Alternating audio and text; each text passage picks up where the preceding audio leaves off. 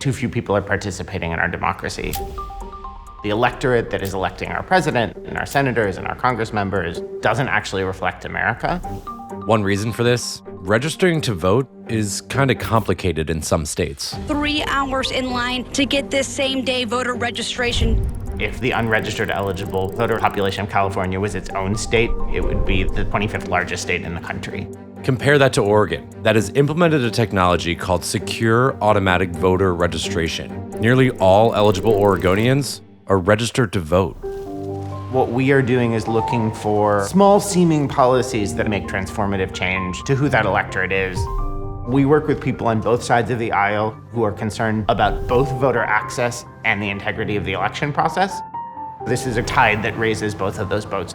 If we can get this right, I think that really helps us get the big questions of democracy right. To solve the world's most pressing problems, we need to trust those closest to the challenge. These are the solutions that make our world a better place for everyone. This is Rethinking Possible. We want a government that takes care of people, and we want a government that makes people feel respected about their interactions. My name is Sam Olliker-Friedland, and I'm the executive director of the Institute for Responsive Government. We work on democracy policy. That means both the mechanics of how voting works, and then also government customer service. We should really be asking people for the bare minimum and not to cake layers of paperwork on top of paperwork before we get people what they need. Secure Automatic Voter Registration, or Secure AVR, is an eloquently simple process with remarkable results. If you walk into an agency like the DMV, for example, and you, as part of your agency transaction, are already providing proof of your eligibility to vote, we just take your information, we verify it, they offer you an opportunity to opt out. But if you don't, the path of least resistance is becoming registered to vote. I helped write the letter that voters receive when they have a qualifying interaction at DMV. And it says, hey, you have 3 options, and the first one is do nothing. Just do nothing, and you'll become automatically registered to vote, making it really simple for folks. And the beauty of this process is that they're not asking me to fill out a separate form, it just happens. This relatively simple change has a dramatic difference in the number of folks we're getting registered. Our automatic voter registration system went live on January 1st, 2016. And at the end of the year, we had added over 250,000 people to Oregon voter registration rolls. Public service has just always been a calling to me. It is an honor and a privilege to work for the people of Oregon.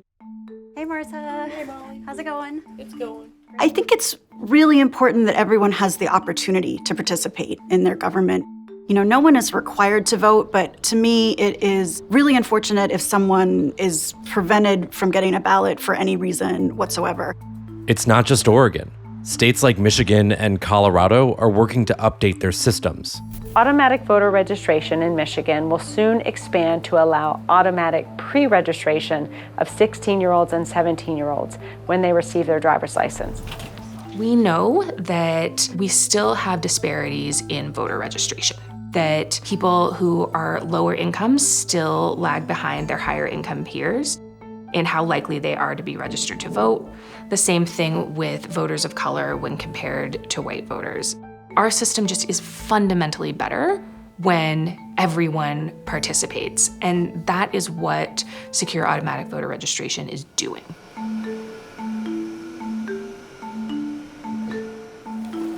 This is our mail sorting machine. It's capable of processing 50,000 pieces an hour, so it's gonna go really, really fast. So enjoy. We should be making voting as easy as it possibly can be for eligible voters, because government is for them, right? I'm running elections because I want everybody to participate, and meaningful participation means that it should prioritize the voters and the system should actually work for them. Colorado nearly doubled the rate at which unregistered DMV customers registered to vote. Michigan had the highest voter turnout ever. Overall, updates to our voter registration process have helped ensure record turnout and voter participation in our state. And there's additional data that showed these kind of voting reforms have little to no effect on partisan election outcomes. I don't need to come up with talking points about why Republicans should support it or Democrats should support it if I am worried about too little voter access. Secure AVR makes a huge difference to how many eligible citizens get on the rolls. If I am concerned about voter fraud and the integrity of the process, secure automatic voter registration does a great job of making sure that the voter rolls are accurate. And this is the crux of Secure AVR. It eliminates the risk of errors by placing the responsibility for verifying voter eligibility and accuracy on the state, not the voter. Since this happens at the DMV, it ensures only eligible voters are registered. Don't have to sign into this one. So this is where we'd have teams of bipartisan judges verifying signatures. I can't imagine what it's like here on election night. It's hopping, yeah. If you're a friend of voting rights, you're a friend of mine, regardless of political party, regardless of affiliation, or whether or not we see the world in the same way. It's about enfranchisement and making sure that the vast majority of people that are over 18 and US citizens, they can vote if they so choose. And I'm really glad that Oregon was able to prove the concept and that so many states have followed suit. 2023 was the best year for secure AVR adoption we've seen. 10 states plus the District of Columbia have adopted it so far. We expect that to increase. It's true credit to the organizers that invented that system. And that's been nearly a sort of decade in the making. Those hardworking government officials, I love to thank them. They don't get thanked enough.